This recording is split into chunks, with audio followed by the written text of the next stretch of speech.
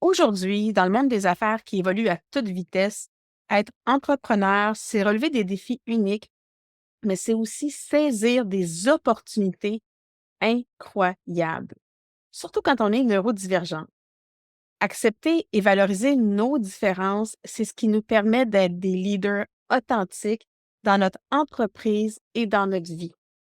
Donc, elle va parler aujourd'hui de leadership incarné et on va voir ensemble des outils concrets pour s'épanouir pleinement. Donc, c'est quoi ça, le leadership incarné?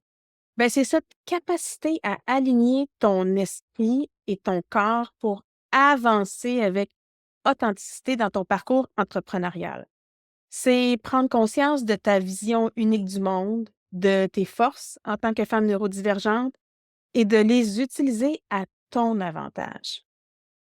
En portant attention à tes réactions physiques et émotionnelles, tu peux mieux exploiter ta créativité et ta résilience, qui sont souvent des atouts incroyables chez les personnes neurodivergentes. Donc, lors d'un atelier que j'ai animé dernièrement, on a exploré quelques techniques corporelles pour renforcer la confiance et la résilience. Parfois, il suffit juste d'outils super simples comme la posture, la respiration, pour mieux gérer le stress et s'affirmer dans le monde professionnel. Donc, je vais te partager 2 exercices aujourd'hui, des exercices clés que tu peux intégrer déjà dans ta routine quotidienne. La première, c'est d'ajuster sa posture pour s'affirmer. Donc, un des exercices fondamentaux qu'on a abordé, c'est l'ajustement de la posture. Imagine-toi debout et en même temps, je t'invite à le faire. Pourquoi pas pendant que tu m'écoutes, OK? À le faire. Fais pause si tu as besoin. Tu peux te mettre debout, donc, ou t'imaginer que tu es debout, les pieds bien ancrés dans le sol. Comme si tes jambes étaient des racines profondément ancrées dans la terre. Et maintenant, aligne ton corps naturellement en imaginant un fil invisible qui tire doucement le sommet de ta tête vers le ciel. Cet ajustement, ça ne joue pas juste sur ta présence physique, ça influence aussi ton état d'esprit en te donnant plus de stabilité et de confiance. Donc, j'espère que tu vas avoir testé cette posture-là en même temps que je te l'expliquais. Sinon, prends quelques instants, fais pause et prends le temps de te mettre debout et te placer dans cette posture ancrée et observe ce qui se passe pour toi. Deuxième outil que j'ai partagé dans mon atelier, c'est la respiration que j'appelle du leadership. Donc, la respiration, c'est souvent un outil puissant qu'on sous-estime trop souvent. Donc, essaie cette technique-là, pose une main sur ton ventre et inspire profondément pour gonfler ton abdomen. Et expire doucement par la bouche, comme si tu soufflais dans une paille, sans essayer de performer dans cette respiration-là. Simplement d'observer jusqu'où ton ventre gonfle, tout simplement. Et tu peux répéter 3, 4, 5 fois cette respiration-là et ça va te permettre de chasser le doute et de faire place à la confiance. Donc, pour amplifier l'effet, tu peux même ajouter, par exemple, une affirmation positive. Tu pourrais dire ma différence est une force. Et tu vas voir, ça change tout. Donc, peu importe lequel des 2 exercices, peut-être que les 2 exercices t'aident et peut-être qu'il y en a un que tu préfères. Vas-y, va avec ce que tu préfères, avec ce que ton corps te guide. Fais-lui confiance.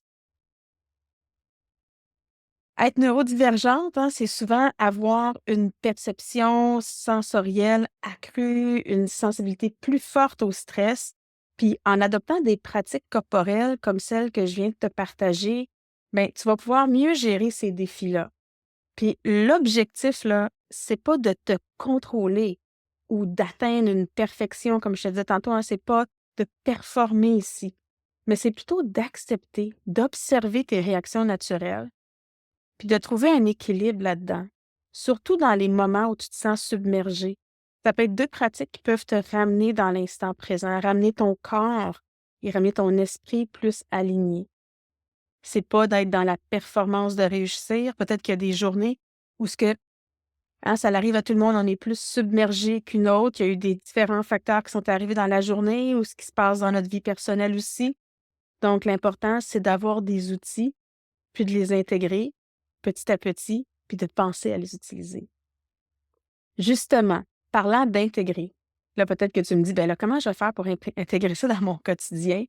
Ben, ça peut être tout simplement, je te donne des idées. Ça peut être avant une rencontre importante ou une réunion, de prendre 3 grandes respirations pour te recentrer. Ça peut être de faire l'exercice tantôt de te mettre debout, les épaules détendues vers l'arrière, imaginer qu'il y a un fil qui tire ta tête, de juste observer où est-ce qu'elle est ta respiration, juste être dans le moment. Ça prend 1 minute. Donc, d'adopter cette posture ouverte aussi quand tu travailles.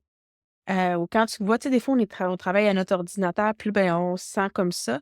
Puis là, tout d'un coup, on peut se sentir submergé, on sent qu'il faut qu'on aille vite. On est comme porté vers l'avant, naturellement, dans notre corps.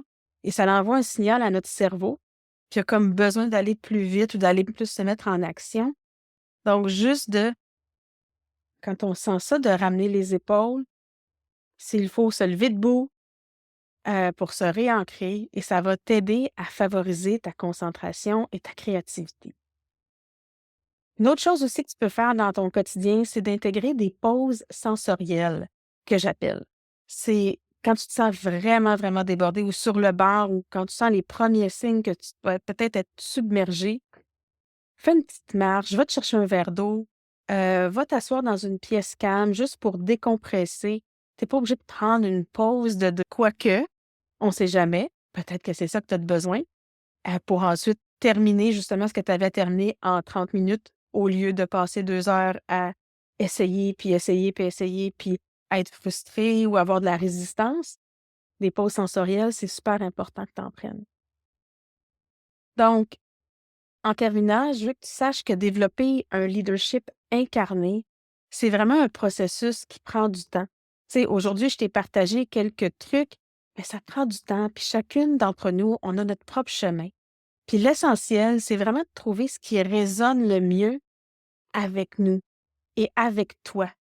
Donc, peut-être que certains exercices vont te parler plus que d'autres et c'est parfait comme ça. L'important, c'est de les intégrer euh, régulièrement. Donc, si tu veux aller plus loin, tu peux te faire accompagner par une coach. Tu peux rejoindre des ateliers dédiés aux entrepreneurs neurodivergents.